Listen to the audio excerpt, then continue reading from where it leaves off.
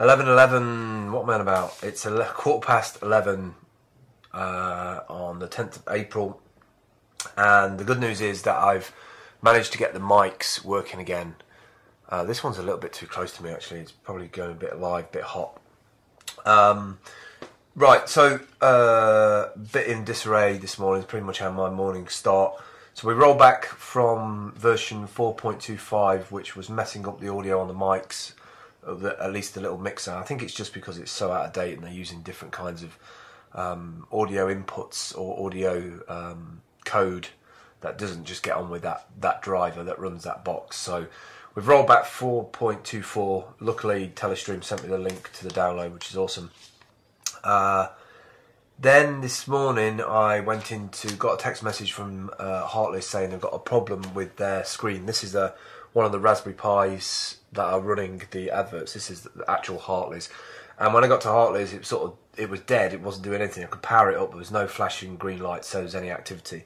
And what seems to have happened is that the memory card has got corrupt. So what I'm going to do is just do a number of memory cards that whenever they get any problems on boot up, because pretty much they leave it on all the time. They only turned it off yesterday by accident, and I'm saying they can leave it on and just turn the screen off instead.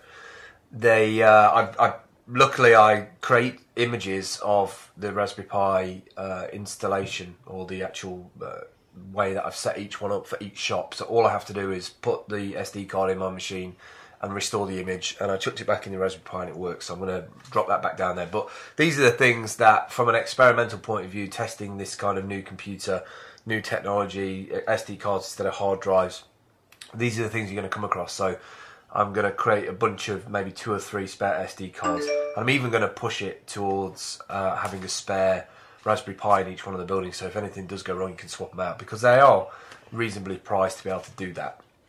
Last night I presented, that was really loud, sorry about that. Last night I presented at Antenna, and it went really well.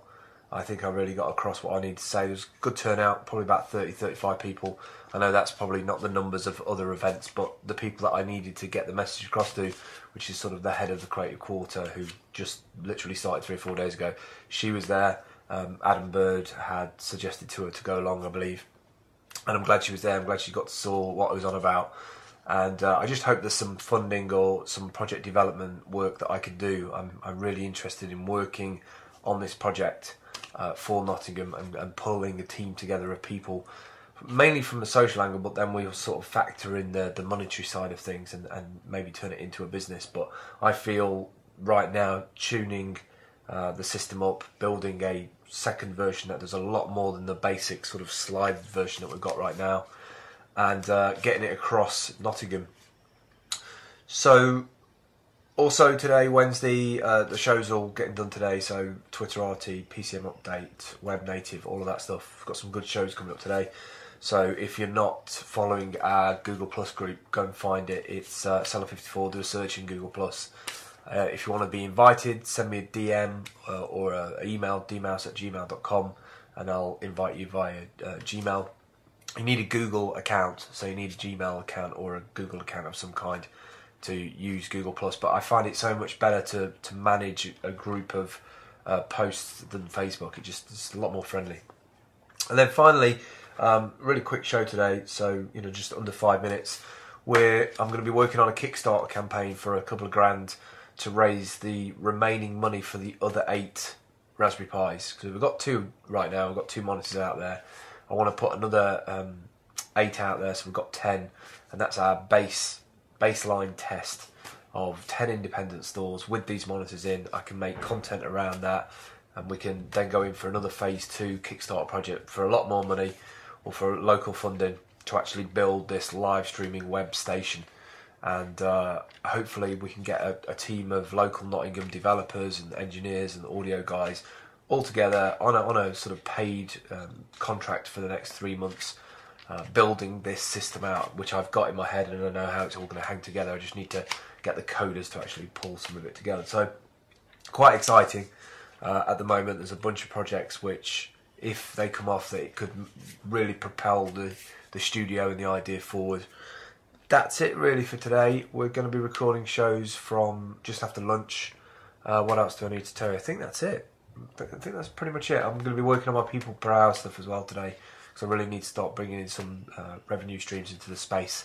I've been a volunteer of this space since I've been here, and it's time really to go to the next level, get that sofa out, get the mixer for that corner, take all the remaining stuff out, put that onto the shelves. Unboxing area needs a little bit of work, but I'm starting to put all the cables and stuff over there.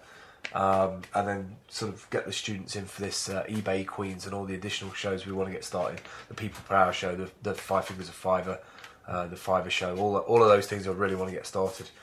That's really it today. I will catch up with you soon. If you haven't seen the monitors yet, go and check out Jack Craggs at Jack_Craggs. Theirs is going up, I think today.